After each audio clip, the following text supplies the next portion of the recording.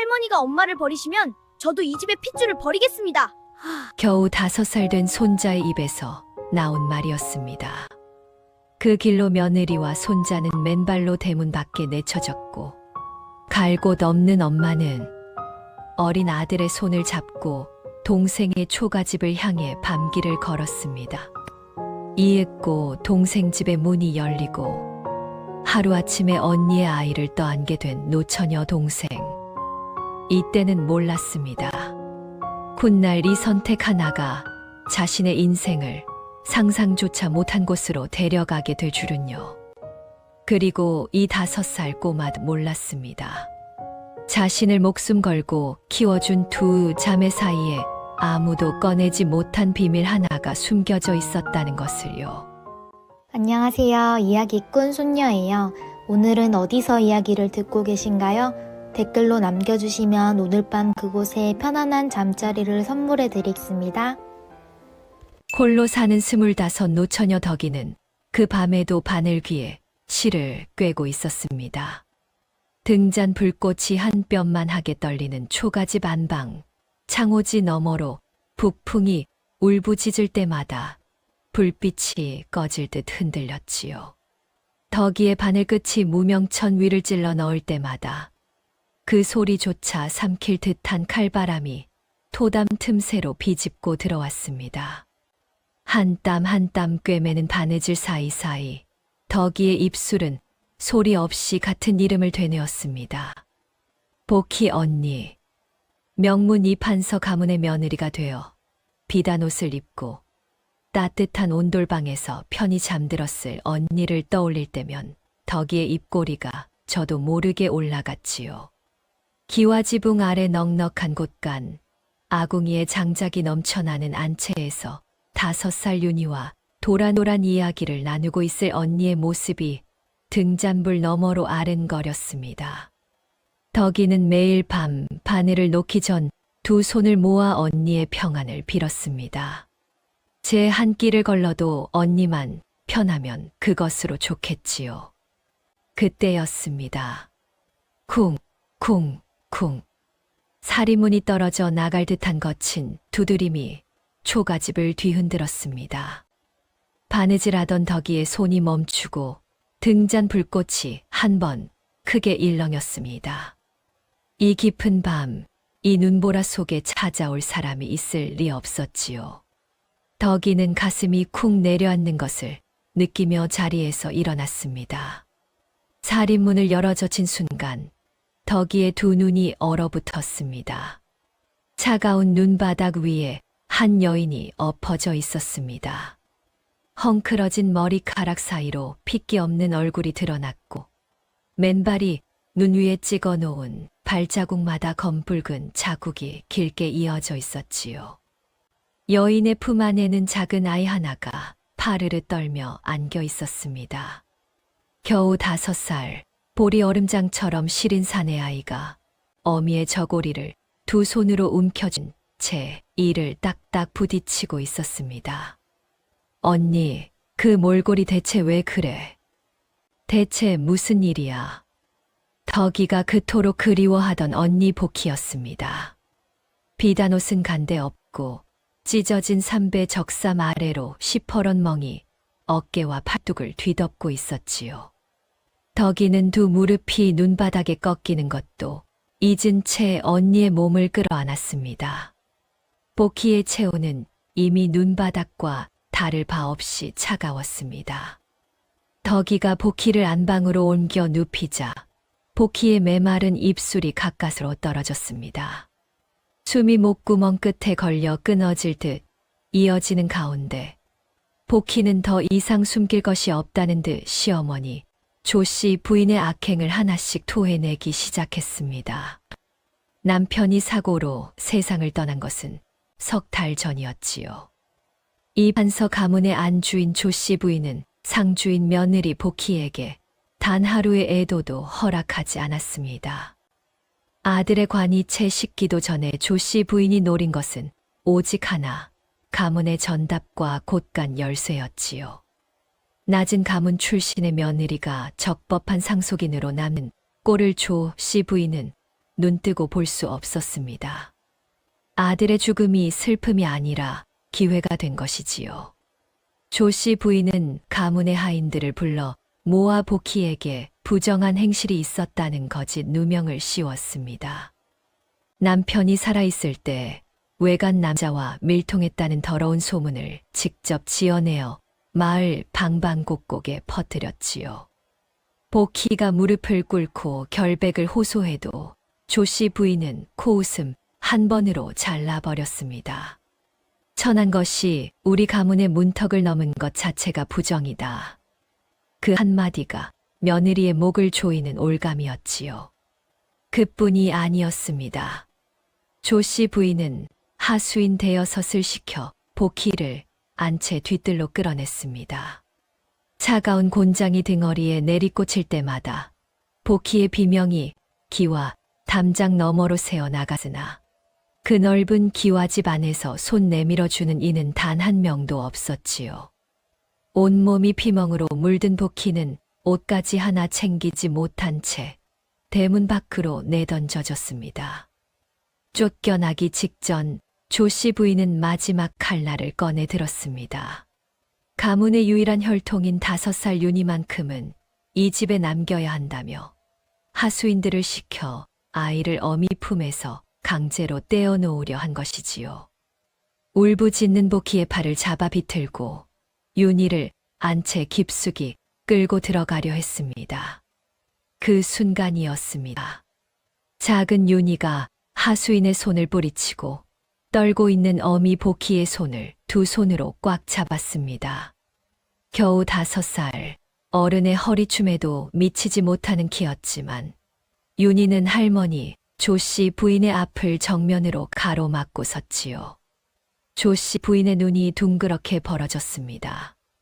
이 아이가 감히 어머니를 모함하는 도둑 할머니 밑에서는 한시도 살 수 없습니다. 5살 아이의 입에서 터져 나온 말이었습니다. 기와집 마당에 정적이 쏟아졌지요. 하수인들의 발이 멈추고 조씨 부인의 입이 벌어진 채 다치지 않았습니다. 윤희는 할머니가 훔친 것은 곡식도 금부치도 아닌 어미의 명예라고 또박또박 말했습니다. 그리고 그 화려한 기와집이 감옥과 다를 바 없다는 것을 온몸으로 증명하듯 제 발로 대문을 걸어 나왔지요. 어미 보키의 피 묻은 손을 꼭 잡은 채 모녀는 폭설이 쏟아지는 어둠 속으로 사라졌습니다. 보키의 이야기는 거기서 끊어졌습니다. 목구멍에서 검붉은 피가 치밀어 올라 말을 잊지 못했지요. 초가집 바닥에 피를 토하며 보키는 자신의 숨이 이 밤을 넘기지 못하리라는 것을 알고 있었습니다. 떨리는 손으로 품속을 더듬던 보키가 꺼내든 것은 낡아 빛이 바랜 누비 주머니 하나였습니다. 손때가 절어 둥근 모서리가 달아있는 그 작은 주머니를 보키는 덕이에 손바닥 위에 올려놓았지요. 덕아. 보키의 목소리가 신랄같이 가늘어졌습니다. 이 아이를 절대 그 무서운 기와집으로 보내지 마라. 내가 이 아이의 어미가 되어다오. 덕이의 손 위에 놓인 누비 주머니가 보키의 마지막 체온을 품고 있었습니다. 덕이가 언니의 이름을 부르며 어깨를 흔들었지만 보키의 눈은 이미 천장 너머 어딘가를 바라보며 감기고 있었지요. 입술 끝에 미소인지 고통인지 모를 기색이 스쳤고 그것이 보키가 이 세상에 남긴 마지막 표정이었습니다. 언니, 언니. 덕이의 울음이 초가집 흙벽을 뒤흔들었습니다. 식어가는 보키의 몸을 끌어안은 덕이의 양팔이 부들부들 떨렸지요. 윤희는 어미의 저고리 자락을 두 손으로 잡아당기며 어머니, 눈 떠요 하고 불렀습니다. 대답이 없자 아이는 보키의 차가운 뺨에 제 볼을 비비며 더 세게 흔들었지요. 그래도 어미의 눈이 열리지 않자 윤희의 입술이 파르르 뒤집히더니 목구멍 깊은 곳에서 짐승 같은 울음이 터져 나왔습니다. 5살 아이가 감당할 수 없는 무게가 그 작은 어깨 위에 통째로 내려앉은 것이지요. 북풍이 창호지를 찢어버리듯 울부짖는 그 밤, 등잔불마저 꺼져 어둠이 방 안을 삼켰습니다. 덕이는 어둠 속에서 복희의 차가운 손을 놓지 못한 채 이를 악물었습니다. 눈물이 복희의 손등 위로 떨어져 내렸지요. 덕이의 입술 사이로 낮고 갈라진 목소리가 새어 나왔습니다. 언니, 내가 반드시 이 아이를 지키마. 그리고 언니를 이렇게 만든 그 집, 그 사람들에게 반드시 값을 치르게 하마. 덕이는 품 안에서 울다 지쳐 잠든 윤희의 작은 등을 감싸 안으며 복희가 남긴 누비 주머니를 가슴팍에 깊이 넣었습니다. 그것은 맹세였지요. 피보다 진한 의리로 맺어진 자매의 마지막 약속이 덕이의 뼛속까지 새겨지는 밤이었습니다.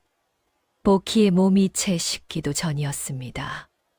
다음 날 아침 눈발이 잦아들기 무섭게 초가집 마당 앞에 거창한 4인교 하나가 내려앉았지요.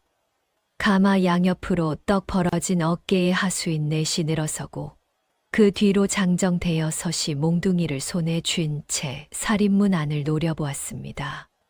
가마의 발이 거치자 이판서 가문의 안주인 조씨 부인이 모습을 드러냈지요. 비단 두루마기에 족두리까지 갖춰 쓴 행색이 초가집의 허름한 토담과 기묘한 대비를 이루었습니다. 조씨 부인은 안방으로 성큼성큼 들어서더니 바닥에 누운 복희를 내려다보았습니다. 며느리의 싸늘한 주검 앞에서 조씨 부인의 눈에는 눈물 한 방울 맺히지 않았지요. 입꼬리가 실룩이는가 싶더니 이내 고개를 돌려 방 구석에 웅크린 덕이를 쏘아보았습니다. 아이를 내놓아라. 단 한마디였습니다. 조씨 부인에게 며느리의 죽음은 거추장스러운 절차가 하나 사라진 것에 지나지 않았지요. 가문의 후계자 이씨 집안의 유일한 적손인 윤희만 거두면 그만이었습니다.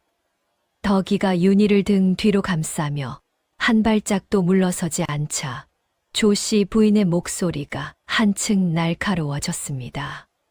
천한 계집이 우리 가문의 적손을 끼고 무엇을 하겠느냐. 글 한자 모르는 내년이 이 아이에게 무엇을 가르칠 수 있단 말이냐. 덕이의 어깨가 바들바들 떨렸습니다.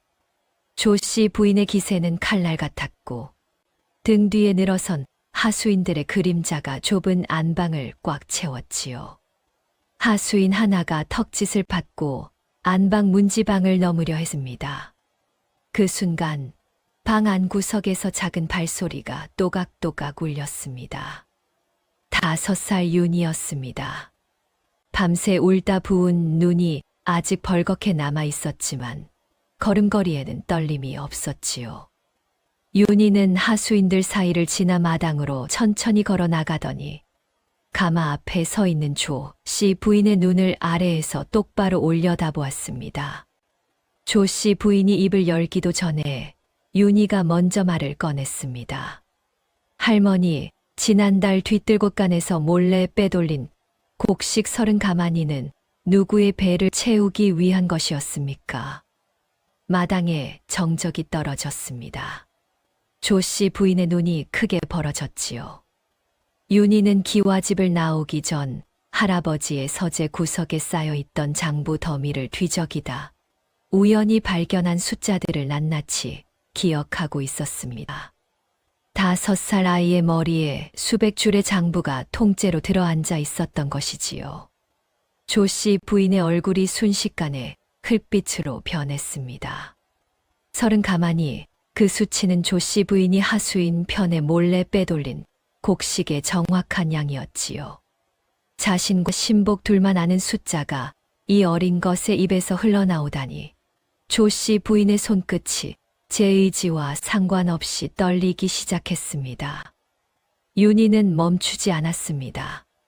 할머니 안채 다락 및 항아리 속에 감춰둔 장부가 또 한 권 있지요. 관아에 바쳐야 할 환곡 세금을 가로채어 따로 적어둔 이중장부. 그 속에 적힌 쌀이 모두 100여서 가마니입니다. 조씨 부인의 입술이 파르르 떨렸지요. 윤희의 입에서 흘러나오는 것은 단순한 숫자가 아니었습니다.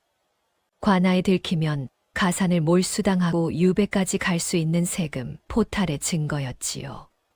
윤희는 장부의 위치, 숨겨진 항아리의 생김새, 그 안에 적힌 내역의 순서까지 또박또박 읊었습니다. 할머니가 숨긴 그 장부 속의 숫자들이 바로 굶주려 죽어가는 마을 사람들의 피눈물 아닙니까? 윤희의 목소리가 작은 마당을 꽉 채웠습니다. 5살 아이의 입에서 나올 수 없는 조목조목의 논리에 하수인들조차 서로의 얼굴을 돌아보며 발을 옮기지 못했지요. 조씨 부인의 등줄기로 식은땀이 줄줄 흘러내렸습니다. 아이가 아니라 노회한 형방 앞에 선 죄인의 심정이었지요. 마당 바깥이 술렁이기 시작했습니다. 거창한 가마 행렬에 무슨 일인가 싶어 모여든 마을 사람들이 윤희의 폭로를 하나도 빠뜨리지 않고 듣고 있었던 것이지요. 세금을 가로챘다고 곡식 30가만이면 우리 마을이 한 해 먹을 양이 아닌가. 웅성거림이 담장 너머로 번져나갔습니다. 조씨 부인은 사방에서 쏟아지는 눈초리에 얼굴이 벌겋게 달아올랐지요. 이 버릇없는 것이. 조씨 부인이 소리를 질렀으나 윤희의 폭로가 마을 사람들의 귀에 이미 박힌 뒤였습니다. 이 자리에서 아이를 강제로 끌고 가면 마을 전체가 들고 일어날 판이었지요. 조씨 부인은 이를 악물었으나 결국 하수인들에게 눈짓을 보내어 물러섰습니다. 가마가 돌아서는 순간까지 조씨 부인의 눈은 윤희에게 박혀 있었습니다. 가마발이 내려앉고 바깥이 보이지 않게 되자 조씨 부인의 입술 사이로 가느다란 중얼거림이 새어나왔지요. 5살의 장부를 읽고 그 의미까지 꿰뚫는 머리라니. 이 아이를 곁에 두고 부리기만 하면 가문의 곳간은 대대손손 마를 날이 없을 터였습니다. 조씨 부인의 눈 속에서 분노가 서서히 다른 빛깔로 바뀌었지요. 아이의 재능을 가문의 부를 지킬 도구로 삼겠다는 뒤틀린 계산이 가마 안의 어둠 속에서 단단히 굳어갔습니다. 덕이는 마당에 서서 가마가 큰 길 너머로 사라질 때까지 윤희의 어깨를 놓지 못했습니다. 윤희가 해낸 일이 대단하다는 것을 모르지 않았지요. 하지만 덕이의 가슴 속에는 안도보다 두려움이 먼저 차올랐습니다. 이 아이의 비범한 머리가 조씨 부인의 탐욕을 꺾은 것이 아니라 오히려 더 크게 부채질한 것은 아닌지 덕이는 윤희를 품에 꼭 안으며 입술을 깨물었지요. 윤희는 덕이의 품 안에서 고개를 들어 이모의 손을 가만히 내려다봤습니다. 밤새 언니의 시신을 붙들고 울어 짓무른 손등, 찬물에 불어터진 손가락 마디가 윤희의 눈에 고스란히 들어왔지요. 윤희는 그 거칠고 갈라진 손을 제 작은 두 손으로 감싸쥐며 입술을 꾹 다물었습니다. 5살 아이의 눈 속에 또래답지 않은 단단한 빛이 서렸지요. 자신이 가진 이 머리로 반드시 이 끈질긴 추적을 끝내리라. 윤희는 소리 없이 그렇게 다짐했습니다. 조씨 부인의 손길은 보이지 않는 곳까지 뻗어 있었습니다. 마을의 포목전, 떡집, 미곡상 할 것 없이 조씨 부인의 전갈이 돌았지요. 덕이를 고용하는 자는 이씨 가문의 원수로 여기겠다는 협박이었습니다. 하루아침에 마을의 모든 문이 닫혔고 덕이가 겨우 얻어낸 일자리라고는 큰 길 끝 주막 구석에서 그릇을 닦고 잔만을 치우는 허드렛일 뿐이었지요. 주모조차 대놓고 품삯을 깎았으나 덕이는 입술을 깨물고 참았습니다. 이마저 이르면 윤희의 끼니가 끊어질 터였지요. 소문은 그보다 더 독했습니다. 조씨 부인이 마을 곳곳에 심어놓은 잎들이 덕이를 물어뜯기 시작했지요. 저 년이 아이를 볼모로 잡고 이씨 가문의 재산을 뜯어내려 한다더라. 혈육도 아닌 것이 남의 집 자식을 끼고 앉아 제 배를 불리려는 속셈이라더라. 우물가에서 장터 한복판에서 심지어 주막 안에서까지 수군거림이 덕이의 등 뒤를 따라다녔습니다. 아이의 앞길을 막는 무능한 노처녀라는 말이 덕이의 귀에 대놓고 꽂혔지요. 덕이는 돌아서서 울지 않았습니다. 한겨울 우물물에 손을 담그고 그릇을 문지르면서도 덕이의 머릿속에는 오직 한 사람만 떠올랐지요. 복희 언니. 어린 시절 굶주림에 눈앞이 까맣게 번지던 날, 제 입에 들어갈 주먹밥 절반을 아무 말 없이 떼어 건넨 그 손을 덕이는 잊은 적이 없었습니다. 그 반덩이의 주먹밥이 아니었으면 덕이는 그날 숨이 끊어졌을 터였지요.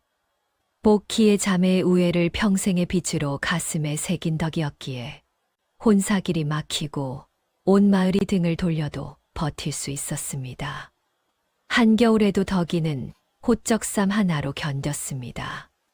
솜을 넣은 저고리를 지어 입힐 돈이 있으면 그 돈으로 윤희에게 제일 좋은 종이와 붓을 사주었지요. 서당 훈장이 감탄할 만큼 깨끗한 한지와 먹이, 좋은 붓을 윤희의 손에 쥐어줄 때면 덕이는 자신의 손가락 끝에 감각이 없어지는 것쯤은 아무렇지도 않았습니다. 그러던 어느 밤이었습니다.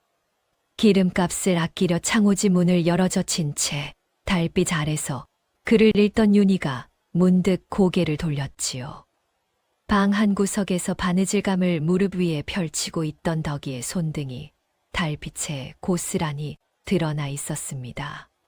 갈라진 살갗 사이로 핏기가 배어 있었고 손가락 마디마디가 얼음물에 불어 퉁퉁하게 부풀어 있었지요. 윤희의 눈에 물기가 차오르더니 소리 없이 뺨을 타고 흘러내렸습니다. 윤희는 책을 내려놓고 덕이에게 다가가 치마자락을 두 손으로 붙잡았습니다. 이모, 제발 고생하지 마세요. 차라리 제가 밥을 빌어 오겠습니다. 덕이는 그 말에 바느질을 멈추고 윤희를 품에 꼭 끌어안았습니다. 목구멍까지 차오르는 울음을 삼키느라 어깨가 한 번 크게 들썩였지요.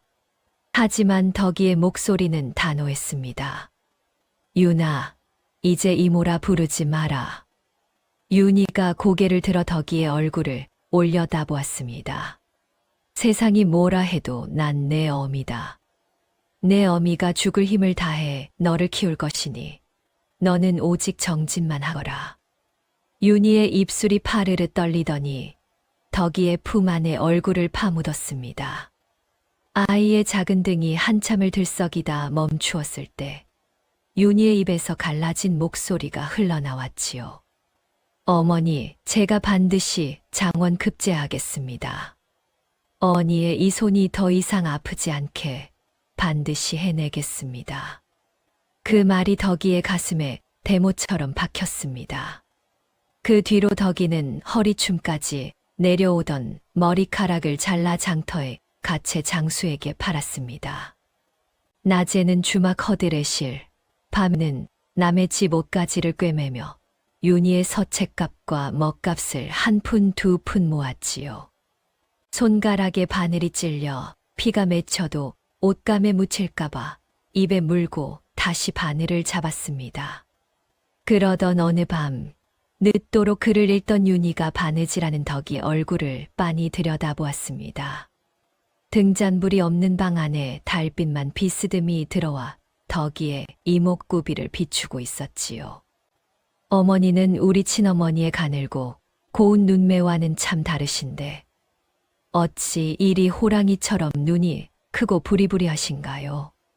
윤희의 천진한 물음이 방 안을 울렸습니다. 덕이의 손이 멈칫하더니 바늘 끝이 손가락을 찔렀지요. 덕이는 급히 고개를 돌려 등잔 그림자 속으로 얼굴을 숨기며 피가 맺힌 손가락 끝을 입에 물었습니다. 심장이 한 박자 크게 뛰었지요. 윤희가 걱정스러운 눈으로 다가오자 덕이는 서둘러 입을 열었습니다. 아무것도 아니다. 내 외가 쪽 어른 중에 무관을 지내신 분이 계셔서 그 기계를 닮은 모양이다. 윤희는 고개를 갸웃하다 이내 고개를 끄덕였습니다. 아이는 그 대답에 만족한 듯 다시 서책으로 눈을 돌렸지요. 덕이는 달빛을 등지고 앉은 채 한참을 움직이지 못했습니다. 하지만 윤희는 몰랐습니다. 덕이가 등잔 그림자 속으로 감춘 것이 찔린 손가락에 핏방울만이 아니었다는 것을요. 한편 조씨 부인의 기와집에서는 밤마다 등불이 꺼지지 않았습니다. 조씨 부인은 덕이의 모성애를 천안 계집의 집착이라 코웃음 치면서도 윤희를 빼앗기 위한 더욱 교활한 수를 궁리하고 있었지요. 아이를 품에서 떼어내지 못하면 덕이 자체를 무너뜨리겠다는 독한 속셈이 조씨 부인의 눈 속에서 나를 세우고 있었습니다. 윤희는 그런 바깥 세상의 음모를 알지 못했지요. 다만 매일 밤 자신을 위해 등을 굽히는 덕이의 모습을 보며 친부에게 물려받은 명석함보다 이 어머니에게서 배운 강인함이 자신의 뼛속에 더 깊이 새겨지고 있음을 느꼈습니다. 달빛이 비추는 초가집 안방, 두 사람 사이의 유대는 위태로운 등잔불처럼 가냘팠으나 쉬이 꺼지지 않았지요. 윤희의 이름이 건너 고을까지 퍼지는 데는 오래 걸리지 않았습니다. 서당 훈장이 건넨 경서를 하루 만에 통째로 외우고 훈장조차 풀지 못한 문장의 허점을 짚어내는 아이가 있다는 소문이 장꾼들의 입을 타고 사방으로 번졌지요. 그 소문은 어김없이 조씨 부인의 귀에도 닿았습니다. 조씨 부인은 사랑채 앞마당에 앉아 찻잔을 내려놓으며 입꼬리를 올렸습니다. 늙어가는 자신의 노후, 텅 비어가는 곳간, 관아에 바쳐야 할 세금을 돌려막는 장부의 허술함. 이 모든 것을 한꺼번에 해결할 머리가 제 핏줄 안에 있었지요. 윤희가 영특하면 영특할수록 조씨 부인의 눈 속에서 탐욕의 불씨가 더 크게 타올랐습니다. 그리고 그 아이와 자신 사이를 가로막고 선 걸림돌은 오직 하나, 덕이었지요. 조씨 부인은 마을 사람 셋을 은밀히 불러 엽전 꾸러미를 쥐어주었습니다. 사흘 뒤 관아의 고발장 하나가 올라왔지요. 덕이가 어린 윤희를 학대하고 굶기며 아이의 재산을 가로채고 있다는 내용이었습니다. 매수된 마을 사람들이 증인으로 이름을 올렸고 관아의 아전은 이씨 가문에서 건네받은 뇌물에 눈이 멀어 고발장을 고지곳대로 접수했지요. 비록 사또가 즉각 잡아들이지는 않았으나 고발이 접수되었다는 사실만으로 마을의 시선은 더욱 매서워졌습니다. 주막 주모가 먼저 등을 돌렸습니다. 관아의 이름이 옳은 년을 내 주막에 둘 수 없다는 한마디의 덕이는 유일한 일터마저 잃었지요. 길거리에서는 아이들까지 덕이를 향해 돌을 집어 던졌습니다. 덕이는 날아드는 돌멩이에 이마가 찢어져도 자신의 두 손으로 윤희의 귀를 틀어막은 채 고개를 숙이고 걸었지요. 윤희에게 이 추한 소리만큼은 듣게 하고 싶지 않았습니다. 밤이 되면 상황은 더 험악해졌습니다. 해가 지고 술시가 넘어설 무렵이면 정체 모를 장정 서너시 초가집 담장 밖을 에워싸며 횃불을 휘둘렀지요. 아이를 포기해라. 조씨 부인께 순순히 넘기지 않으면 이 집을 죄로 만들겠다. 횃불의 붉은 빛이 창호지에 일렁일 때마다 윤희는 덕이의 품 안에서 두 주먹을 꽉 쥐었습니다. 며칠 뒤 덕이의 문집 앞에 서찰 한 통이 놓여 있었습니다. 조씨 부인의 글씨였지요. 아이만 넘기면 평생 먹고 살 돈을 주겠다. 내 한 몸 편히 살 길을 열어주마. 비릿한 유혹과 함께 서찰 말미에는 거부하면 내 목숨은 내가 보장하지 않겠다는 협박이 또렷이 적혀 있었습니다. 덕이는 그 서찰을 읽지도 않은 듯 부뚜막 불 속에 집어넣었지요. 종이가 타들어가며 검게 오그라드는 것을 지켜보는 덕이의 눈에 흔들림은 없었습니다. 윤희는 윤희대로 가만히 있지 않았습니다. 밤마다 담장 밖을 에워싸는 하수인들의 숫자, 교대하는 시각, 누가 어느 방향을 맞는지를 나뭇가지로 흙바닥에 몰래 그려가며 기록했지요. 5살 아이의 눈은 어둠 속에서도 놓치는 것이 없었습니다. 그러던 어느 날부터 조씨 부인의 수법이 바뀌었습니다. 덕이의 집으로 향하는 모든 식량줄이 끊어진 것이지요. 장터의 미곡상, 떡집, 심지어 채소를 파는 행상까지 조씨 부인의 전가를 받고 덕이에게는 쌀 한 톨도 팔지 않았습니다.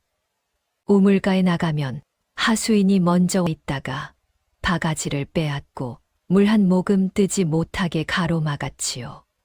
그러면서도 매일 정오가 되면 기이한 일이 벌어졌습니다. 하수인 둘이 김이 모락모락 오르는 흰 쌀밥과 고기 반찬이 가득한 상을 덕이에 마당 한복판에 차려놓았지요. 그 상 위에는 쪽지 하나가 올려져 있었습니다. 이 상은 오직 윤희 도련님만 드실 수 있습니다. 고기 굽는 냄새가 마당을 가득 채울 때 덕이는 사흘째 맹물로 배를 채우고 있었지요. 하수인들은 그것으로도 모자랐습니다. 윤희의 귀에 바짝 입을 대고 속삭였지요. 너가 할머니 댁으로 돌아오기만 하면 마님께서 어미에게도 매일 따끈한 쌀밥을 준다고 하셨다.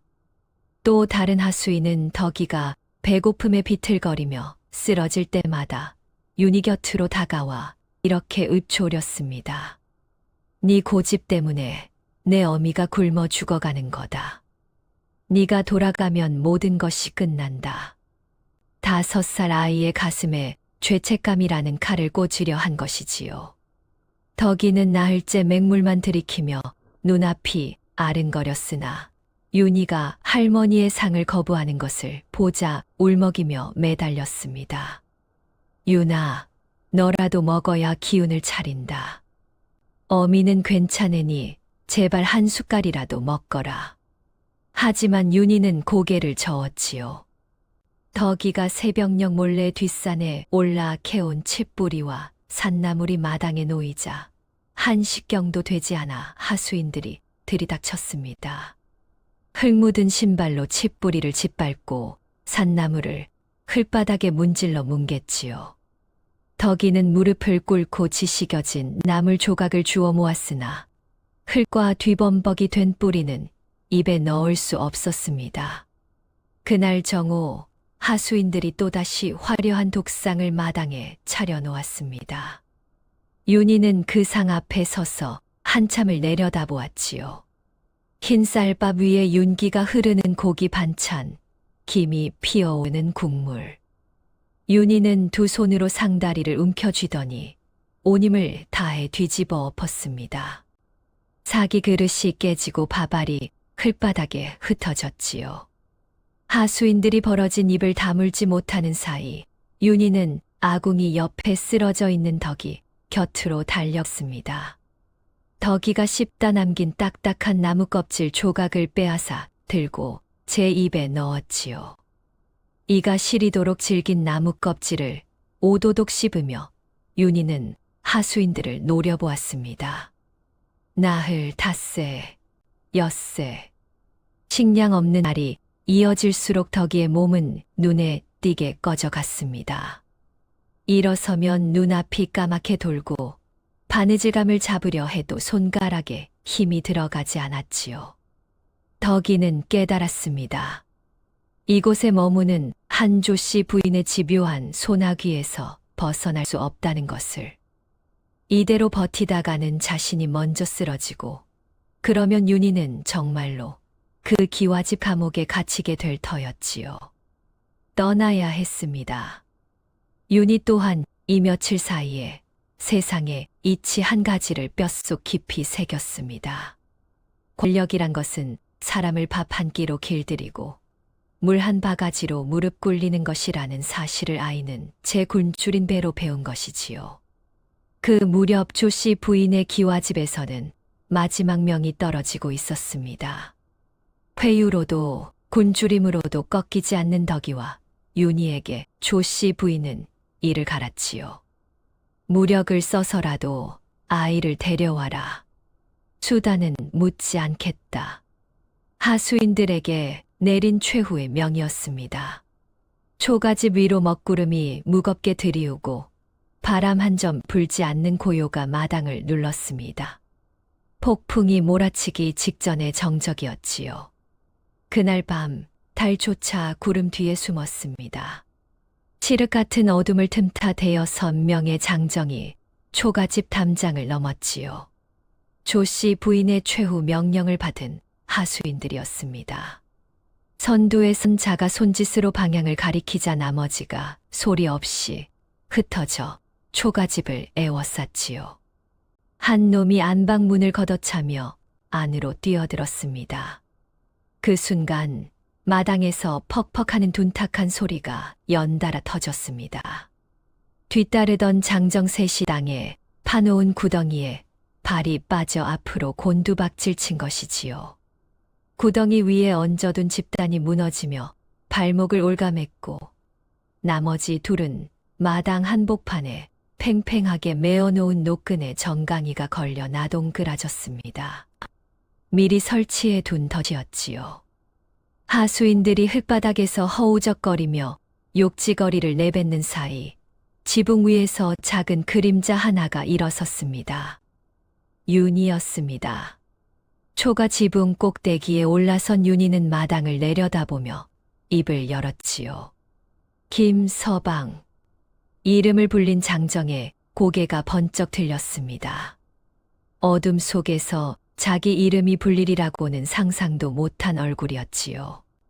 자네가 지난주 할머니 몰래 곳간에서 금부치를 훔친 걸 박서방이 조씨 부인께 밀고 했다더군. 김서방의 눈이 옆에 서 있는 박서방에게로 돌아갔습니다. 박서방은 황급히 손을 내저었지요. 나는 그런 적 없다. 하지만 김서방의 손은 이미 허리춤에 칼자루를 움켜쥐고 있었습니다. 이 개 같은 놈, 내가 밀고 한 거였어. 김서방의 고함이 마당을 쩌렁쩌렁 울렸지요. 윤희는 멈추지 않았습니다. 며칠 밤을 담장 안쪽에 귀를 대고 엿들은 하수인들의 은밀한 대화, 서로를 헐뜯고 시기하던 속내가 윤희의 입에서 줄줄이 풀려 나왔지요. 누가 품삯을 더 받았는지, 누가 조씨 부인의 신임을 빼앗으려 뒤에서 험담을 했는지, 서로의 약점을 물고 늘어지는 내밀한 정보들이 논리적인 순서로 엮여 쏟아졌습니다. 하수인들의 얼굴이 하나둘 일그러지기 시작했지요. 그리고 한 가지 더. 윤희의 목소리가 차분하게 가라앉았습니다. 조씨 부인은 이번 일이 끝나면 너희 모두를 입막음하려 한다. 그 증거가 이 서찰에 있다. 윤희가 지붕 위에서 접힌 종이 한 장을 마당으로 던졌습니다.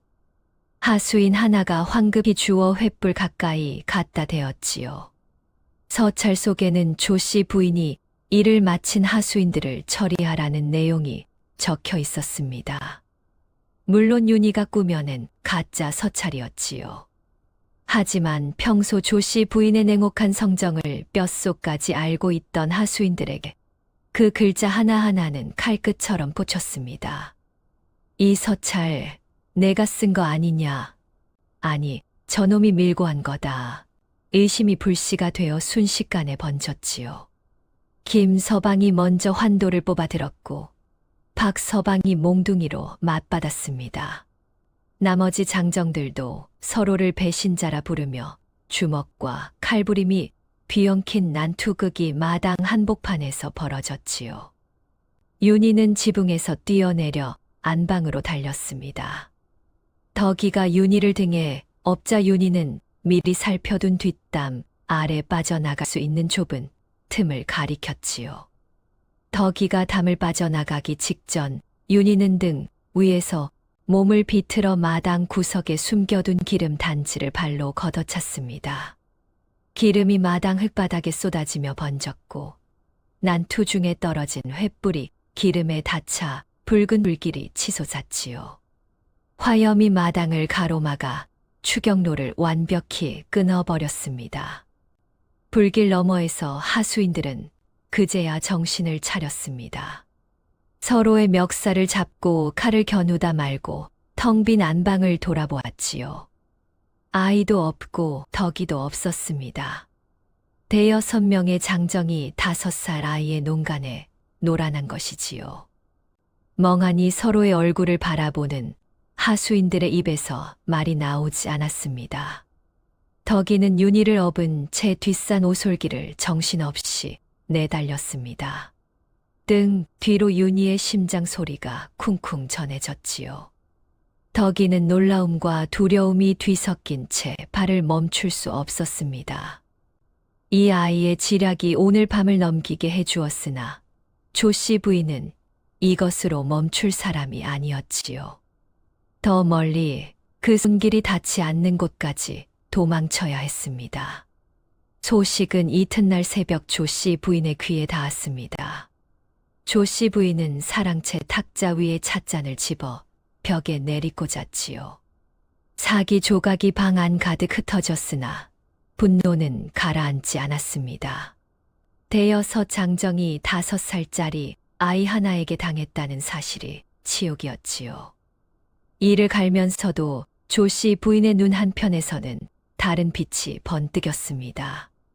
저 아이를 반드시 손에 넣어야 한다는 욕망이 분노보다 더 뜨겁게 타올랐지요. 한편 뒷산 너머 어둠 속을 달리는 덕이의 어깨가 가늘게 떨리고 있었습니다. 윤희는 등 위에서 그 떨림을 느끼며 작은 손으로 덕이의 어깨를 토닥였지요.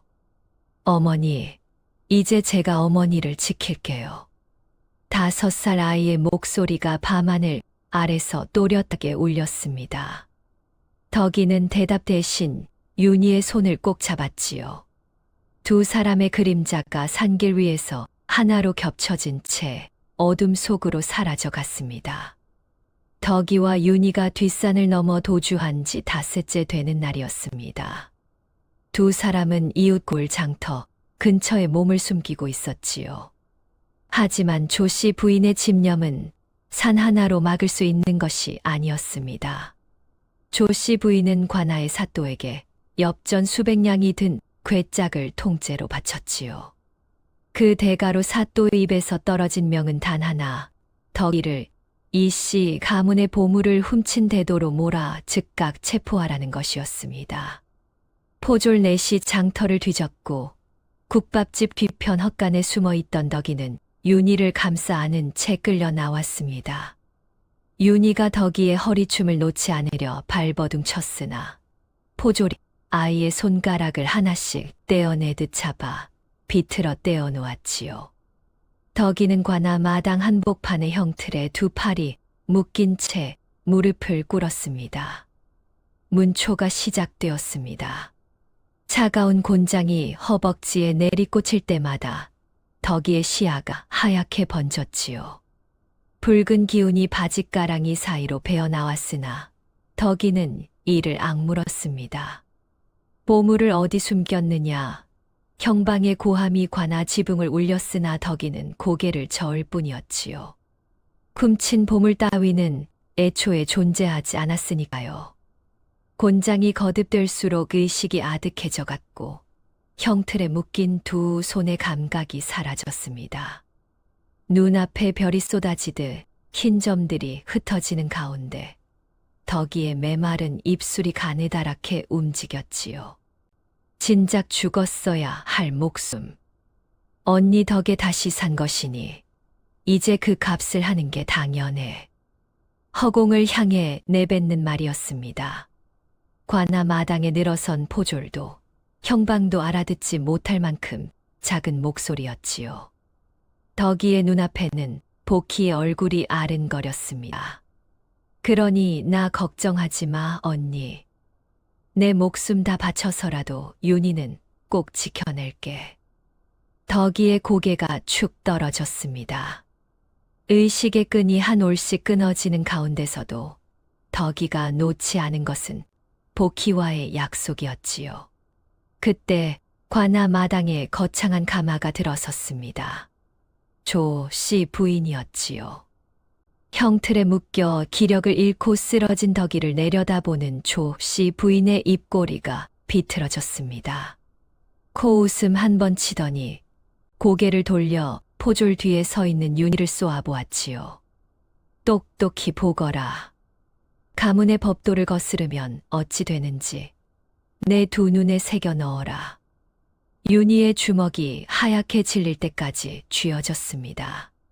형틀 아래로 스며든 붉은 자국이 흙바닥에 번지는 것을 보는 윤희의 눈에서 뜨거운 것이 줄줄 흘러내렸지요.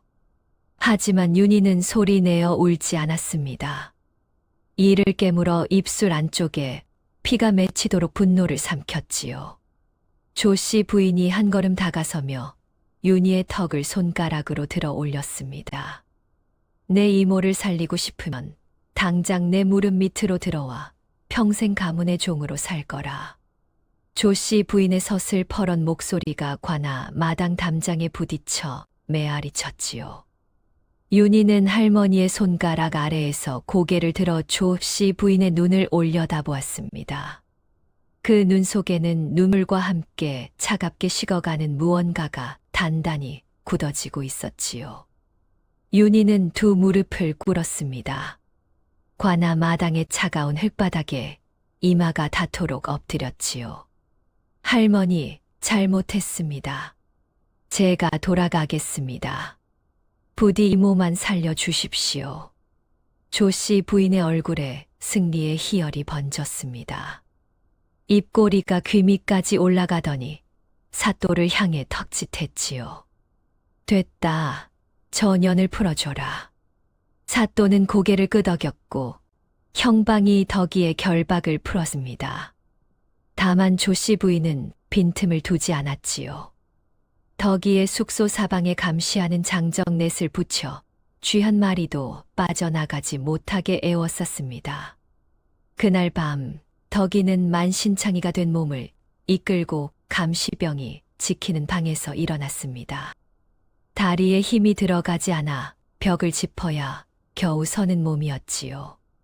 하지만 덕이의 눈은 맑았습니다. 윤희가 무릎을 꿇는 것을 본 순간 덕이는 알았지요. 저 아이는 진심으로 항복한 것이 아니라 자신을 살리기 위해 머리를 조아린 것임을. 이 기회를 놓치면 다음은 없었습니다. 인시가 막 지난 어둠 속에서 윤희가 감시병에 코 고는 소리를 확인하고 손짓했습니다. 덕이는 이를 악물고 일어섰지요. 절뚝거리는 다리를 끌며 뒷담을 넘었고 윤희가 앞장서서 미리 살펴둔 관아 뒷골목의 샛길로 빠져나갔습니다. 두 사람의 야반 도주가 시작된 것이지요. 감시병이 빈 방을 발견한 것은 묘시가 넘어서였습니다. 즉각 추격이 시작되었지요. 말을 탄 하수인 넷이 횃불을 들고 산길을 뒤쫓았습니다. 덕이의 다리가 버텨주지 못해 속도가 느려질 때마다 윤희가 덕이의 팔을 제 어깨에 걸치고 끌다시피 앞으로 나아갔지요. 횃불의 불빛이 등 뒤에서 점점 가까워졌습니다. 그리고 두 사람의 발 앞에 낭떠러지가 나타났습니다. 검은 강물이 까마득한 아래에서 거세게 소용돌이치고 있었지요. 등 뒤에서는 하수인들의 고함이 산을 울리며 다가오고 앞에는 절벽뿐이었습니다. 덕이의 숨이 턱 끝까지 차올랐지요. 그 순간 덕이의 손이 제 저고리 옷자락을 움켜쥐었습니다. 힘껏 잡아당겨 천 조각을 찢어냈지요. 이어 품속에서 복희의 유품인 비녀 하나를 꺼내 벼랑 끝 나뭇가지에 옷자락과 함께 걸었습니다. 바람에 옷자락이 펄럭이며 마치 누군가 이 자리에서 뛰어내린 듯한 흔적이 만들어졌지요. 우리는 죽어서 당신을 심판하리라. 덕이는 절벽을 향해 목이 찢어지도록 외쳤습니다. 그 절규가 강물 위로 메아리쳐 사라지는 사이 덕이는 윤희의 손을 잡고 벼랑 옆 바위 틈에 숨겨진 좁은 샛길로 몸을 던졌지요. 윤희가 도주 전에 미리 살펴두었던 길이었습니다. 두 사람의 몸이 바위 그늘 속으로 삼켜지듯 사라졌지요. 횃불을 든 하수인들이 벼랑 끝에 도착했을 때 그들의 눈에 들어온 것은 나뭇가지에 걸린 찢어진 옷자락과 비녀뿐이었습니다. 거센 강물이 까마득한 아래에서 포효하고 있었지요. 투신했다. 하수인 하나가 외쳤고 나머지도 고개를 끄덕였습니다. 소식이 조씨 부인에게 전해졌을 때 조씨 부인은 가마 안에서 비녀를 부여잡고 울부짖었지요. 가문의 유일한 핏줄을 영영 잃었다는 상실감이 온몸을 짓눌렀습니다. 그 상실감과 원망은 조씨 부인의 뼛속에 박혀 10해의 세월 동안 단 하루도 그를 놓아주지 않았지요. 마을 사람들은 덕이와 윤희의 죽음을 비극으로 수군거렸습니다. 강줄기를 수색했으나 시신은 끝내 발견되지 않았지요. 하지만 그 험난한 강줄기를 따라 아무도 모르는 타향으로 자취를 감춘 두 사람은 그날 밤 죽은 것이 아니라 다시 태어난 것이었습니다. 벼랑 끝에서 시작된 길이 두 사람에게는 인고의 세월로 들어서는 첫걸음이었지요. 절벽 아래 강줄기를 따라 이틀을 걸은 끝에 덕이와 윤희가 당도한 곳은 첩첩산 중 깊숙이 박힌 이름 없는 산골 마을이었습니다. 장대 발길조차 끊긴 외진 곳이었지요. 두 사람은 빈 오두막 하나를 얻어 겨우 지붕 아래에 몸을 눕혔습니다. 그것이 10해에 걸친 밑바닥 생활의 시작이었지요. 덕이의 몸은 관아에서 당한 곤장의 후유증을 고스란히 안고 있었습니다. 오른쪽 다리가 심하게 저러 10걸음을 걸으면 서너 번은 비틀거렸지요. 밤샘 바느질이 해를 거듭하자 눈마저 흐려져 바늘 귀에 실을 꿰려면 얼굴을 종이장만큼 가까이 대야 했습니다. 그래도 덕이는 매일 밤 남의 집 옷가지를 품삯에 꿰맸지요. 바느질상만으로 모자라는 달에는 의원을 찾아가 팔뚝에 침을 놓아 피를 뽑아 팔았습니다. 제 몸에서 뽑은 피의 값으로 약값을 아끼고 그 아낀 푼으로 윤희의 서책과 먹을 사들였지요. 윤희는 밤마다 바느질감 위에 굽은 등을 보았습니다. 등잔 기름이 떨어진 방 안에서 달빛에 의지의 바늘을 찌르는 덕이의 그림자가 벽 위에 길게 늘어져 있었지요. 윤희는 이를 악물었습니다. 내가 장원 급제하지 못하면 어머니의 이 희생은 헛된 것이 된다. 그 한마디를 가슴에 새긴 채 윤희는 서책을 펼쳤지요. 기름값을 아끼려 달빛 아래서 바느질하는 덕이의 곁에서 윤희가 할 수 있는 일은 경서를 소리내어 읽어주는 것이었습니다. 윤희의 낭낭한 목소리가 방 안을 채우면 덕이의 바느질 손놀림이 한결 고르게 돌아갔지요. 서로에게 건네는 온기란 그런 것이었습니다. 겨울이면 산골 오두막은 칼바람의 통로가 되었습니다. 구멍난 가마솥에 눈을 녹여 물을 끓이고 그 맹탕으로 빈속을 달래며 윤희는 공부를 멈추지 않았지요. 명석했던 친부의 머리에 덕이에게서 배운 이 악물고 버티는 근성이 더해지자 윤희의 학문은 나날이 깊어졌습니다. 14살이 되던 해에 이미 사서삼경을 통달했고 세상의 모든 경전을 달달 외우기에 이르렀지요. 덕이는 손가락 끝의 감각이 사라진 지 오래였으나 윤희가 글 한자를 더 읽고 붓을 드는 소리에 입꼬리가 올라갔습니다. 윤희가 15이 되던 해 가을이었습니다. 마을 장터에서 바느질 일감을 맡아 한 달을 꼬박 꿰맨 덕이가 품삯을 받으러 상단주를 찾아갔지요. 상단주는 마을에서 가장 큰 포목전을 거느린 차였습니다. 덕이가 내민 옷가지들을 훑어보던 상단주가 느닷없이 눈을 부라렸지요. 이게 뭐냐? 바느질이 엉망이라 일감을 다 버렸다. 변상해야 할 것은 내 쪽이다. 멀쩡한 바느질에 트집을 잡는 것이었습니다. 그를 모르는 덕이가 계약 문서를 읽지 못한다는 것을 악용한 수법이었지요. 상단주는 한 달치 품삯은커녕 오히려 변상금을 내놓으라며 덕이의 어깨를 밀쳤습니다. 절뚝거리는 다리가 버티지 못하고 덕이의 몸이 장터 흙바닥에 나뒹굴었지요. 품 안에 있던 엽전 몇 푼이 흙 위에 흩어졌습니다. 덕이는 눈에 물기가 차오르는 것을 참으며 무릎으로 기어 흩어진 엽전을 한 입씩 주었지요. 그때였습니다. 장터 사람들의 시선이 일제히 한 방향으로 쏠렸지요. 15살 윤희가 장터길 끝에서 걸어오고 있었습니다. 흙바닥에 무릎을 꿇고 엽전을 줍는 덕이의 모습이 윤희의 눈에 들어왔지요. 윤희의 걸음이 빨라졌고 눈빛이 차갑게 가라앉았습니다. 윤희는 상단주의 앞을 가로막고 섰습니다. 상단주가 뭐 하는 놈이냐 하고 입을 열기도 전에 윤희의 손이 번개처럼 뻗어 상단주가 겨드랑이에 끼고 있던 두꺼운 걸에 장부를 낚아챘지요. 장부를 펼쳐든 윤희의 눈이 숫자 위를 훑은 속도는 숨 한 번 들이쉴 사이였습니다. 이 장부의 세 번째 쪽, 지난달 들여온 비단 30필의 단가가 관하 고시가와 왜 일이 다릅니까? 필당 성냥 5전인 고시가를 2냥으로 적어 넣었으니 이것은 명백한 세금 포탈이며 관할을 기망한 증거입니다. 상단주의 얼굴이 흙빛으로 변했지요. 윤희는 멈추지 않았습니다. 장부를 한 장 한 장 넘기며 상단주가 몰래 빼돌린 비자금의 흐름, 수입과 지출이 맞지 않는 항목, 이중으로 기록된 장부의 내역을 마을 사람들이 다 듣도록 또박또박 읊었지요. 상단주의 이마에 식은땀이 줄줄 흘러내렸습니다.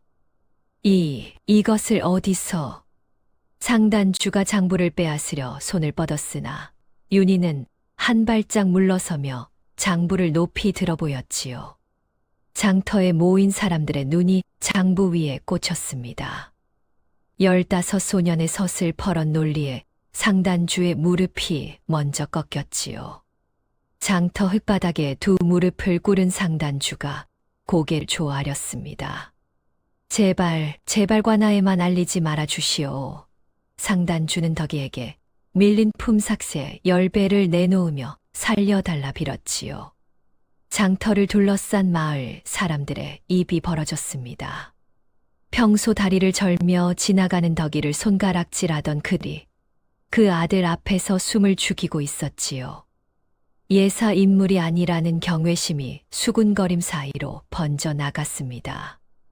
윤희는 엽전을 챙겨 허리를 숙이고 흙바닥에 앉은 덕이의 팔을 잡아 일으켰습니다. 덕이의 무릎에 묻은 흙을 손으로 털어내며 윤희가 낮은 목소리로 말했지요. 어머니의 눈물을 흘리게 한 자들은 제가 반드시 법의 이름으로 심판하겠습니다. 덕이는 아들의 늠름한 모습에 가슴이 뜨거워지면서도 두려움이 함께 밀려왔습니다. 이 아이의 비범한 재능이 또다시 누군가의 눈에 띄어 화가 되지는 않을지. 그날 밤부터 덕이는 매일 새벽 정화수를 떠놓고 두 손을 모았지요. 아이가 무사히 제 뜻을 펼칠 수 있기를, 더는 누구의 표적이 되지 않기를 빌고 또 빌었습니다. 그 뒤로도 달빛 아래 바느질한 덕이의 곁에서 윤희는 경서를 소리 내어 읽어주었지요. 추운 겨울 오두막의 밤을 두 사람은 서로의 온기만으로 버텨냈습니다. 10해째 되는 봄이었습니다. 윤희는 덕이가 피를 팔아 사준 지필묵으로 쓴 답안지를 가슴팍에 품고 보찜을 꾸렸지요. 마침내 과거를 치르기 위해 한양으로 떠나는 날이 온 것입니다. 덕이는 불편한 다리를 끌며 마을 어귀까지 따라 나왔지요. 윤희가 큰 길로 접어들어 뒷모습이 점점 작아질 때 덕이는 흙먼지 이는 길 위에 서서 손을 흔들었습니다. 윤희의 형체가 아스라이 사라진 뒤에도 덕이의 손은 한참을 허공에 머물러 있었지요. 한양으로 향하는 고갯길은 험하고 멀었습니다. 매서운 봄바람이 고개 위를 훑고 지나갈 때 윤희의 눈에 바위 틈 사이로 홀로 피어난 매화 한 가지가 들어왔지요. 바람에 꽃이 피떨렸으나 가지는 부러지지 않았습니다. 한겨울에도 호적삼으로 버티며 머리카락을 잘라 팔고 제 피를 뽑아 먹과 종이를 바꿔온 덕이의 열해가 그 매화 한 가지와 겹쳤지요. 윤희는 품속의 답안지를 한번 꾹 눌러 잡았습니다. 가슴 속에 서려 있던 복수의 칼날이 한 뼘 더 날카로워지는 것을 느꼈지요. 그 시각 한양 도성 한복판에서는 조씨 부인이 여전히 이씨 가문의 안주인으로 권세를 누리고 있었습니다. 하지만 그 권세의 속은 이미 골마 있었지요. 조씨 부인은 열해 전 절벽에서 사라진 손주 윤희가 혹시 살아있지 않을까 하는 생각을 버리지 못했습니다. 전국 팔도의 점쟁이란 점쟁이를 다 불러들였고 하수인을 풀어 이름 모를 아이의 소식을 수소문했지요. 그 광적인 집착의 가문의 전답이 하나둘 팔려나갔고 곳간은 텅텅 비어갔습니다. 겉으로는 기와지붕이 번듯했으나 안으로는 석가래가 썩어 들어가는 집과 다를 바 없었지요. 조씨 부인은 줄어드는 재산을 메우기 위해 마을 백성들의 전답을 헐값에 빼앗고 소장료를 2배로 올려 고혈을 짜냈습니다. 이씨 가문의 악명은 열해가 흘러도 여전했지요. 한양 저작거리에 도착한 윤희는 과거를 앞둔 선비들 틈에 섞여 주막 한 구석에 자리를 잡았습니다. 누더기에 가까운 두루마기 차림이었으나 귀는 열려 있었지요. 보부상들의 입에서 주모의 푸념에서 떠돌이 장군의 넋두리에서 윤희는 같은 이름을 반복해서 들었습니다. 이씨 가문, 조씨 부인. 무고한 백성의 땅을 빼앗고 관아와 결탁하여 세금을 가로채는 그 늙은 안주인의 악행이 열해가 지난 이 순간에도 한양 저작거리의 원성으로 떠돌고 있었지요. 윤희는 주막 탁자 위에 놓인 막걸리 사발을 단숨에 비우고 자리에서 일어났습니다. 친어머니 복희를 죽음으로 몰고 양어머니 덕이를 형틀에 묶었던 그 가문의 권세가 아직 성하다는 사실에 윤희의 핏줄 속이 뜨겁게 끓어올랐지요. 복수의 때가 머지않았음을 온몸이 알려주고 있었습니다. 한양 과거장에 모인 수백 명의 선비들 사이에서 윤희의 답안지는 단연 빛을 발했습니다. 시관들이 답안을 돌려 읽으며 감탄을 멈추지 못했고 임금이 직접 윤희의 답안을 어람한 뒤 붓을 들어 장원의 이름 위에 어필을 내렸지요. 이씨 윤, 최연소 장원 급제. 그 이름이 방에 내걸리던 날 한양 저작거리가 술렁였습니다. 장원 급제의 소식은 파발보다 빠르게 퍼져나갔습니다. 보부상의 입을 타고 장군들의 발을 타고 산 하나 물 하나를 넘어 첩첩산 중 깊숙한 그 산골 마을까지 닿았지요. 소식을 전해 들은 덕이는 바느질감을 무릎 위에 올려놓은 채 한참을 멍하니 앉아 있었습니다.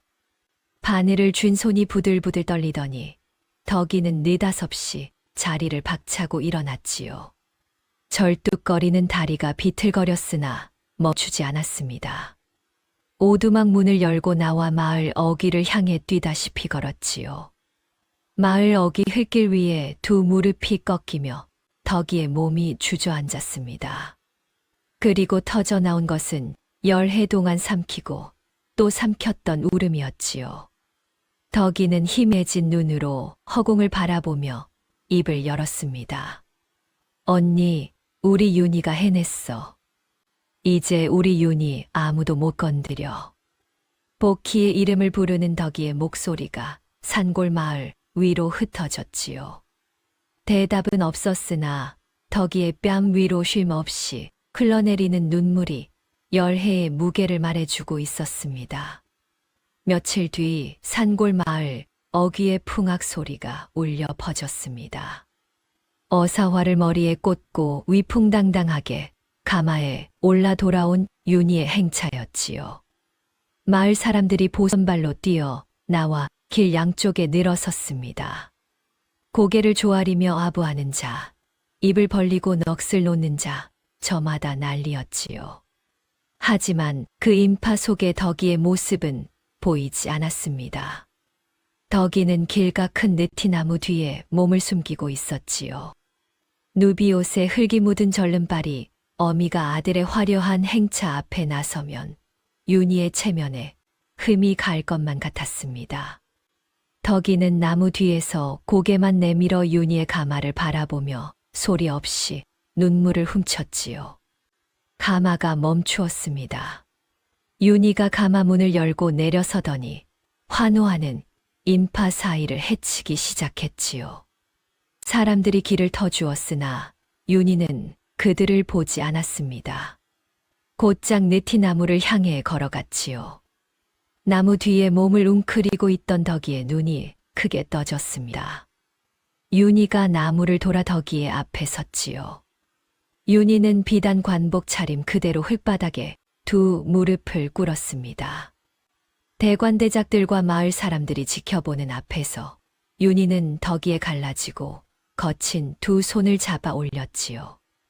어머니, 제가 왔습니다. 덕이는 황급히 손을 빼려 했습니다.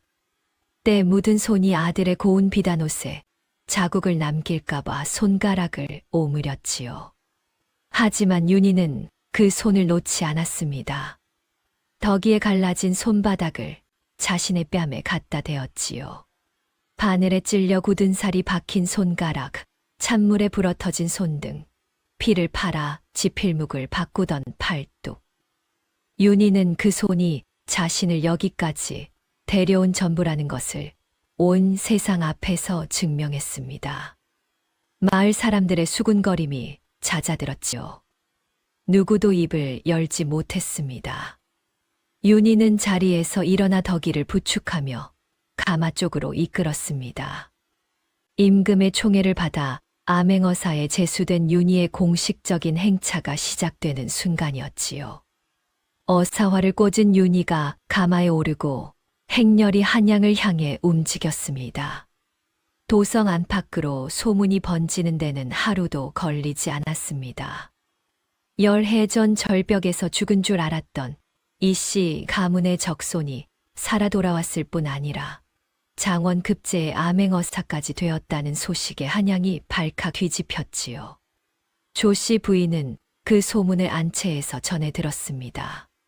찻잔을 들고 있던 손이 멈추더니 사기잔이 바닥에 떨어져 깨졌지요. 경악이 먼저였으나 그 뒤를 이은 것은 뜻밖의 환이었습니다. 가문을 일으킬 핏줄이 돌아왔다. 조씨 부인은 열해 동안 윤희를 찾아 헤맨 자신의 집념이 헛되지 않았다고 여겼지요. 덕이를 형틀에 묶고 죽이려 했던 과거는 기억 저편으로 밀어버린 채 조씨 부인은 즉각 안마당에 잔치를 준비시켰습니다. 사내 진미를 차려놓고 윤희를 가문의 주인으로 맞이하겠다는 속셈이었지요. 마을 사람들 또한 다를 바 없었습니다. 암행어사의 권세에 아부하느라 바빴지요. 열해 전 덕이에게 돌을 던지고 거짓 고발장에 이름을 올리고 윤희를 버린 마을이란 사실은 입 밖에 꺼내는 자가 아무도 없었습니다. 고개를 숙이고 길을 터주며 마치 처음부터 윤희의 편이었던 듯 행세하는 꼴이었지요. 윤희의 가마가 이씨 가문의 대문 앞에 멈추었습니다. 어사화를 꽂은 윤희가 가마에서 내려 대문을 당당히 밀어 열었지요. 안마당에는 조씨 부인이 차려놓은 잔치상이 가득했습니다. 큰 상 위에 산의 진미가 그득하고 하인들이 양옆으로 도열해 있었지요. 조씨 부인이 버선발로 대청마루에서 뛰어 내려왔습니다. 두 팔을 벌리며 윤희의 손을 잡으려 했지요. 윤희는 할머니의 손이 닿기 전에 한 발짝 물러섰습니다. 조씨 부인을 바라보는 윤희의 눈에는 열해 전과나 마당에서 형틀에 묶인 덕이를 내려다보며 코웃음 치던 그 얼굴이 겹쳐 있었지요. 윤희는 싸늘한 눈빛으로 할머니를 외면하더니 안마당 한복판에 차려진 잔치상 앞으로 성큼 걸어갔습니다. 발이 올라갔습니다. 윤희의 발끝이 상다리를 걷어찼지요. 사기 그릇이 깨지고 고기 반찬이 흙바닥에 쏟아지고 국물이 마당 위로 튀었습니다. 안마당이 정적에 빠졌지요. 하인들의 입이 벌어졌고 마을 사람들의 숨이 멎었습니다. 죽은 자의 피로 차린 상이 어찌 이리 화려하단 말입니까? 윤희의 호통이 대청마루 기둥을 울렸습니다. 조씨 부인의 얼굴이 하얗게 질렸지요. 윤희는 품 안에서 마패를 꺼내 높이 치켜들었습니다. 암행어사 출두요. 관군 18비 대문을 넘어 안마당으로 쏟아져 들어왔지요. 조씨 부인의 두 다리에서 힘이 빠졌습니다. 환희가 절망으로 순식간에 뒤집어지는 순간이었지요. 윤희는 가문의 주인으로 돌아온 것이 아니라 심판자로 돌아온 것이었습니다. 조씨 부인의 입술이 파르르 떨렸지요. 윤아, 이게 무슨 짓이냐? 윤희는 대답 대신 품 안에서 두툼한 문서 뭉치를 꺼내 조씨 부인 앞에 펼쳐 보였습니다. 열해 전 복희에게 씌운 거진 누명의 정황, 덕이를 고문하고 죽이려 한 기록, 가문의 재산 횡령과 세금, 포탈의 증거가 빼곡히 적힌 서류들이었지요. 심판을 시작하겠습니다. 윤희의 목소리는 낮았으나 안마당 구석구석까지 또렷하게 울렸습니다. 마을 사람들은 암행어사의 서슬퍼런 기세 앞에 제 발이 저려 고개를 들지 못했지요. 열해 전 자신들이 저지른 방관과 가담이 낱낱이 드러날까 무릎이 절로 꺾이는 것이었습니다. 조씨 부인은 윤희의 눈을 마주 보았습니다. 그 눈 속에서 조씨 부인이 열해 동안 그토록 갈망하던 천재의 빛이 번뜩이고 있었지요. 다만 그 빛은 가문의 영광을 비추는 것이 아니라 자신의 죄를 낱낱이 드러내는 칼날이 되어 돌아왔음을 조씨 부인은 비로소 깨달았습니다. 하지만 윤희는 아직 모르고 있었습니다. 복수의 칼을 뽑아 들기 직전 어머니 덕이의 입에서 열해 넘게 묻어둔 한마디가 터져 나오라는 것을. 그날 밤이었습니다. 암행어사 출두를 선언하고 조씨 부인을 관군에게 맡긴 뒤 윤희는 이씨 가문의 별당에서 홀로 심판의 서류를 정리하고 있었지요. 그때 방문이 조용히 열리며 덕이가 들어섰습니다. 절뚝거리는 걸음이 평소보다 유난히 느렸고 두 손에는 낡아 빛이 바랜 누비 주머니 하나가 들려 있었지요. 덕이의 눈가가 벌겋게 부어 있었습니다. 윤아, 잠깐 앉아보거라. 덕이는 윤희의 맞은편에 무릎을 꿇고 앉았습니다. 누비 주머니의 매듭을 풀려는 손끝이 나무십처럼 떨려 매듭 하나를 푸는 데만 한참이 걸렸지요. 주머니 속에서 빛바랜 비단 조각 하나가 나왔습니다. 복희가 숨을 거두기 직전 덕이의 손에 쥐어준 바로 그 주머니, 그 안에 비단이었지요. 덕이는 비단 조각을 무릎 위에 올려놓고 입을 열었다가 다시 다물기를 서너 번 반복했습니다. 목구멍까지 올라온 말이 돌덩이처럼 무거워 넘어오질 않았지요. 어머니, 무슨 말씀이시기에 이리 떨고 계십니까? 윤희가 조용히 물었습니다. 덕이는 고개를 들어 윤희의 눈을 바라보았지요. 그 눈 안에 복희의 눈매가 어른거렸습니다. 덕이의 입술이 마침내 떨어졌지요. 윤아, 사실 나와 내 어머니 복희는 피 한 방울 섞이지 않은 남남이란다. 윤희의 손에서 붓이 떨어졌습니다. 먹물이 서류 위에 번졌으나 윤희는 보지 못했지요. 귀로 들어온 말이 머리에서 뜻으로 바뀌는데 한참이 걸렸습니다. 남남. 피 한 방울 섞이지 않은. 윤희의 입이 벌어졌다가 닫혔고 두 손이 무릎 위에서 하얗게 질릴 때까지 쥐어졌지요. 세상에서 가장 확실하다고 믿었던 것. 어머니와 이모가 피를 나눈 친자매라는 그 뿌리가 한 문장으로 뽑혀 나가는 감각이었습니다. 윤희의 눈동자가 흔들렸지요. 그게 무슨 말씀이십니까? 어머니와 친어머니가 남남이라니, 그러면 저를 위해 그 모든 고난을 겪으신 것이 대체. 윤희의 목소리가 끝까지 이어지지 못하고 갈라졌습니다.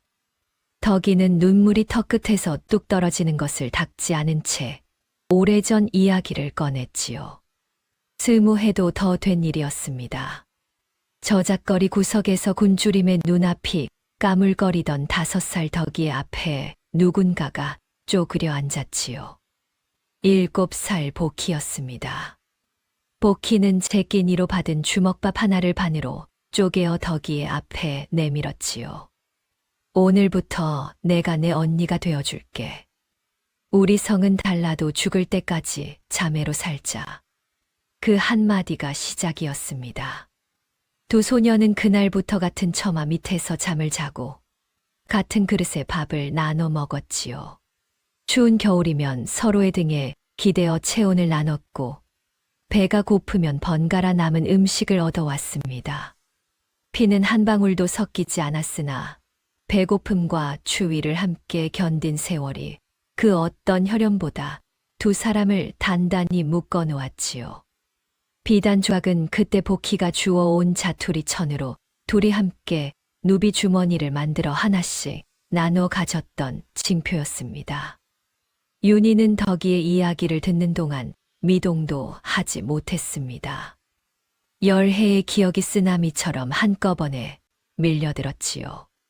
한겨울의 호적삼으로 버티며 붓과 종이를 사주던 손, 관아의 형틀에 묶여서도 끝내 자신을 놓지 않던 그 손, 피를 뽑아 팔고 머리카락을 잘라 지필묵을 마련하던 그 손.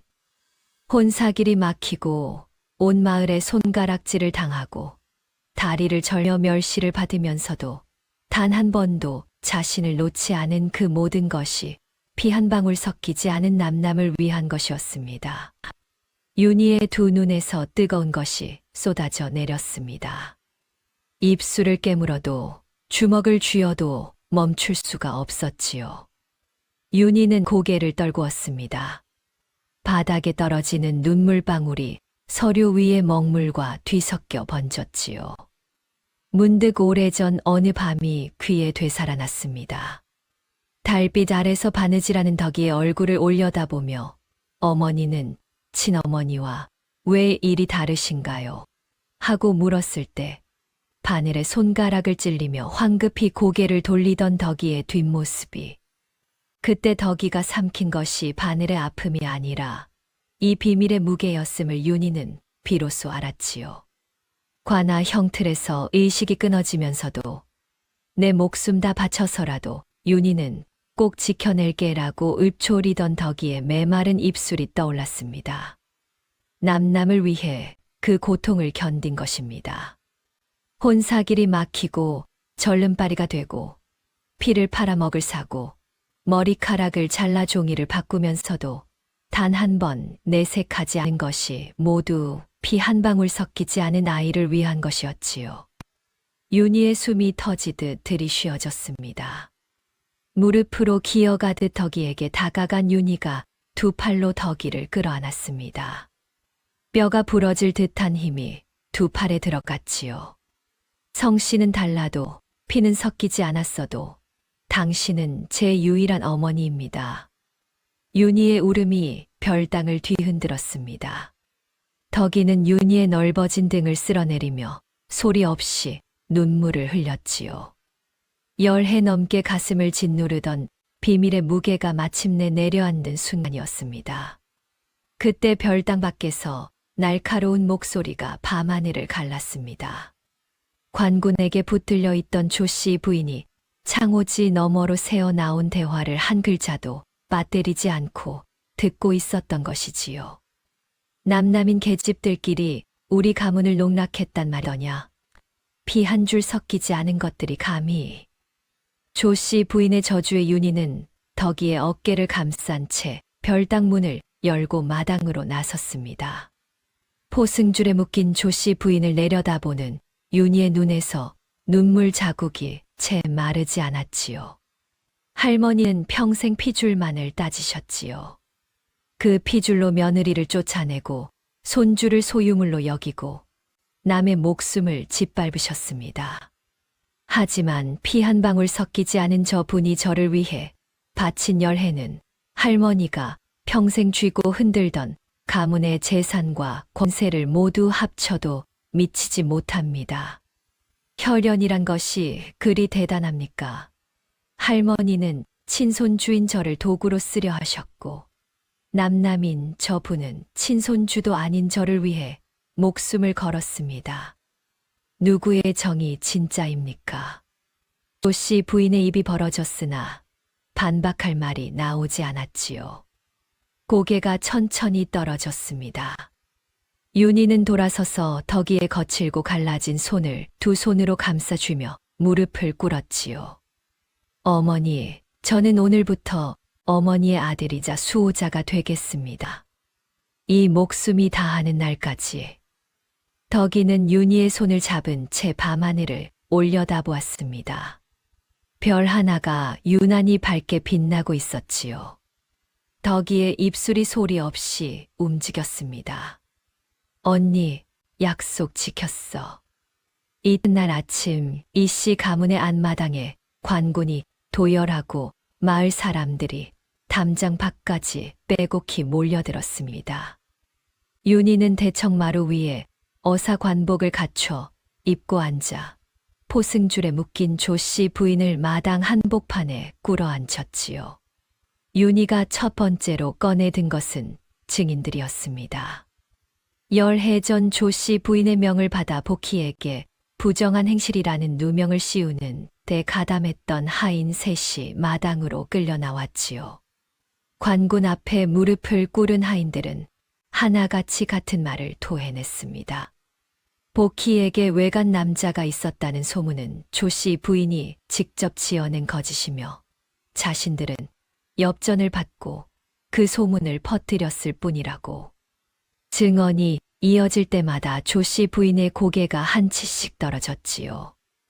윤희는 멈추지 않았습니다. 두 번째로 펼쳐 보인 것은 열해 전 관아의 문초 기록이었지요. 조씨 부인이 사또에게 뇌물을 바치고 덕이를 거짓 죄명으로 체포하여 형틀에 올린 정황이 아전에 필체로 고스란히 적혀 있었습니다. 살인 미수에 해당하는 고문의 기록을 윤희가 또박또박 읽어 내려갈 때 마을 사람들의 얼굴이 하나둘 굳어졌지요. 세 번째는 장부였습니다. 열해 전 5살 윤희가 폭로했던 그 이중장부 환곡 세금을 가로챈 기록이 고스란히 남아 있었지요.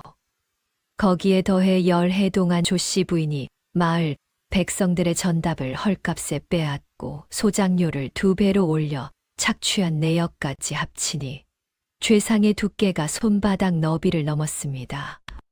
이씨 가문의 안주인 조씨, 며느리에 대한 거짓 누명 조작죄, 무고한 백성에 대한 살인 미수죄, 가문 재산 횡령 및 환곡, 세금 포탈죄, 이상의 죄를 물어 즉각 구속하여 관가로 압송하라.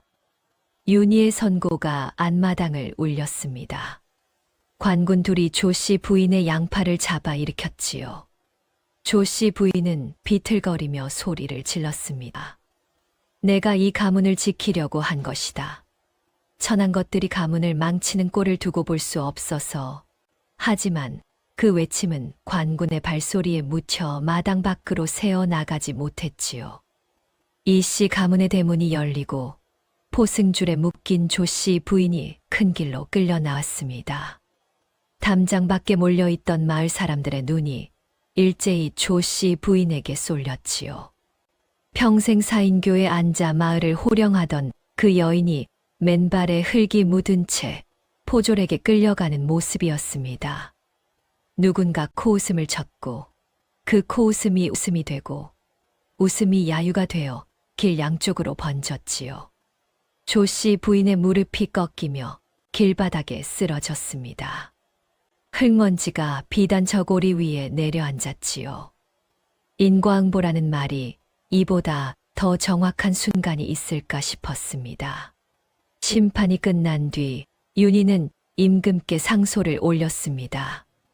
어머니 복희에게 씌워진 부정한 행실의 누명이 거짓이었음을 증명하는 증언과 문서를 낱낱이 첨부했지요. 임금의 어필이 내려온 날, 복희의 이름 위에 10해 동안 덮여있던 더러운 누명이 말끔히 벗겨졌습니다. 윤희는 이씨 가문의 정통 후계자로서 조씨 부인이 횡령한 모든 재산을 환수했지요. 하지만 윤희는 그 재산을 자신의 곳간에 쌓아두지 않았습니다. 5살 때 조씨 부인의 마당에서 외쳤던 그 말이 있었지요. 그 장부 속의 숫자들이 바로 굶주려 죽어가는 마을 사람들의 피눈물 아닙니까? 윤희는 환수한 재산을 곡식으로 바꾸어 조씨 부인에게 전답을 빼앗기고 소장료의 고혈이 빠진 마을 백성들에게 남김없이 나누어 주었습니다. 10해 전에 그 장부가 마침내 제자리를 찾은 것이지요. 조씨 부인은 유배지로 끌려갔습니다. 먼 바닷가 외딴 초가에서 조씨 부인은 자신의 죄를 뉘우치기는커녕 밤마다 가문의 영광을 되뇌며 허공에 손을 뻗었지요. 가문, 핏줄, 재산, 그것만이 전부였던 늙은 여인은 그 모든 것을 잃고도 집착을 놓지 못한 채 광기에 사로잡혀 비참한 최후를 맞이했습니다.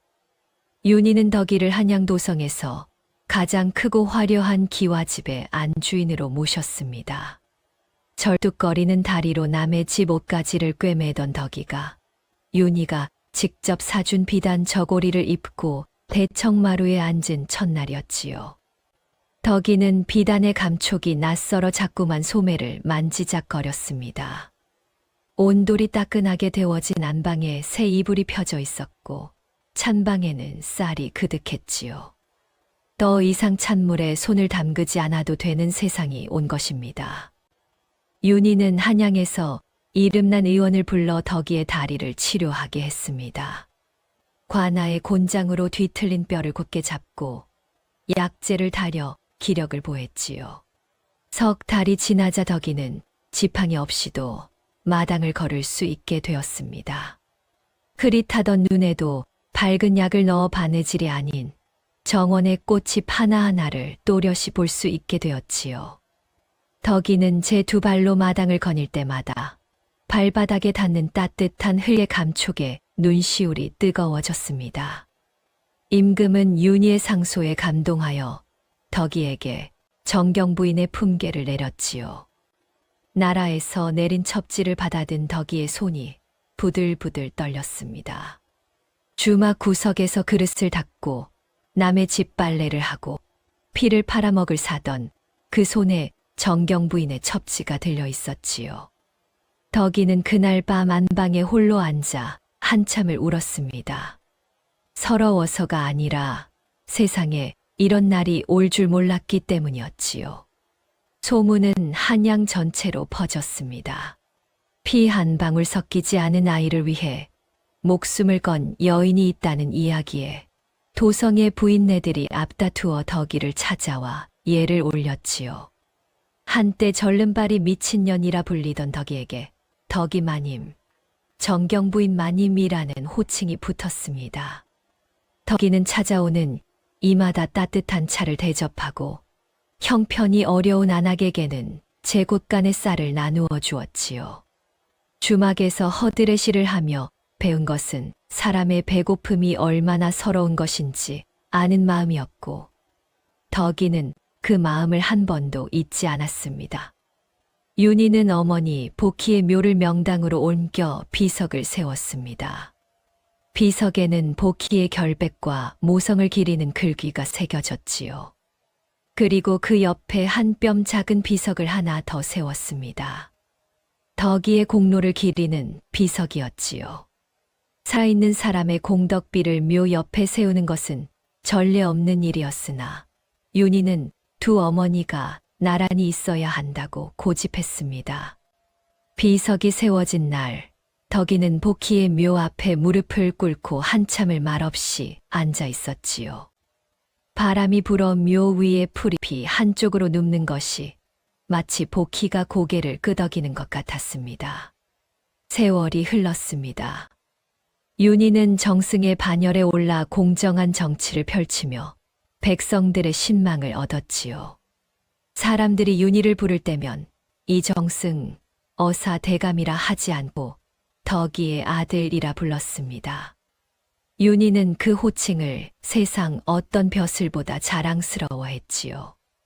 윤희가 혼례를 올린 뒤에는 며느리가 덕이를 친어머니처럼 모셨고 손주가 태어나자 덕이의 무릎 위에 따뜻한 온기가 보태졌습니다. 열해의 추위와 배고픔 속에서도 꺼지지 않았던 등잔불 하나가 마침내 온 집안을 환히 밝히는 큰 불이 된 것이지요. 어느 늦은 오후 기와집 정원의 느티나무 그늘 아래에 덕이가 앉아 있었습니다. 무릎 위에는 손주가 까르르 웃으며 재롱을 피우고 있었지요. 윤희가 덕이의 곁에 자리를 잡고 서책을 펼쳐 소리 내어 읽기 시작했습니다. 산골 오두막에서 달빛 아래 바느질하던 덕이의 곁에서 책을 읽어주던 그 시절의 풍경이었지요. 다만 달빛 대신 따스한 햇살이, 호적삼 대신 비단옷이, 구멍난 가마솥 대신 풍성한 상이 곁에 있었습니다. 덕이는 윤희의 글소리를 들으며 품 안에서 낡은 누비 주머니를 꺼내 쓰다듬었습니다. 올이 풀리고 빛이 바랜 그 주머니가 덕이에게는 세상에서 가장 귀한 보물이었지요. 손주의 웃음소리, 윤희의 낭낭한 글 읽는 소리, 느티나무 잎새 사이로 스며드는 햇살 속에서 덕이의 입술이 소리 없이 움직였습니다. 언니, 약속대로 윤희를 훌륭하게 키워냈어. 이제 편히 쉬어. 윤희가 고개를 들어 덕이를 바라보았습니다. 덕이도 윤희를 바라보았지요. 두 사람의 눈이 마주치자 아무 말 없이 서로를 향해 웃었습니다. 피 한 방울 섞이지 않았지만 목숨보다 소중했던 두 자매와 한 아들의 이야기는 느티나무, 그늘 아래 세 세대가 함께 웃는 따뜻한 풍경 속에서 대단원의 막을 내렸습니다. 송나라의 유학자 장제는 서측 서쪽 벽에 짧은 글 한 편을 걸어두고 평생의 좌우명으로 삼았습니다. 그 글에 이런 구절이 있었지요. 민호동포 무로여야. 모든 사람은 나와 한 어머니에게서 난 형제이고 만물은 나와 더불어 사는 것이다. 이 이야기가 특별한 이유는 덕이가 바로 그 말을 온몸으로 살아냈기 때문입니다. 피 한 방울 섞이지 않는 아이를 위해 다리를 절고 눈이 멀어가고 제 피를 팔면서도 한 번도 남의 자식이라 여기지 않았지요. 살아가다 보면 문득 깨닫게 됩니다. 사람 사이의 진짜 연은 핏줄이 만드는 것이 아니라 기꺼이 내어주는 마음이 엮어가는 것이라는 걸. 오늘도 손녀가 준비한 이야기 들어주셔서 감사합니다. 이야기가 좋으셨다면 구독과 좋아요 꼭 부탁드릴게요. 다음에 더 좋은 이야기로 찾아뵙겠습니다. 감사합니다.